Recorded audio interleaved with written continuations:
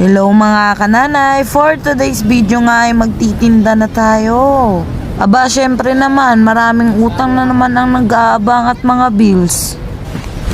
Emotional damage! Sabi nga eka, ay pwede nga namang magpahinga, pero bawal ang sumuko. Yan nga pala ang ate Jingjing ko, ang tagatawag ko ng customer. Masipag na bata nga ito dahil bago pumasok ay tumutulong muna sa akin sa pagbubukas. Train na nga yan sa araw-araw ba naman na pagtitinda namin sa awat tulong ng Panginoon. Darating kasi yung panahon na mawawala kami at alam ko lahat ng tinuro ko sa kanya ay mababaon niya sa kanyang paglaki. Pero totoo naman mga kananay, darating yung panahon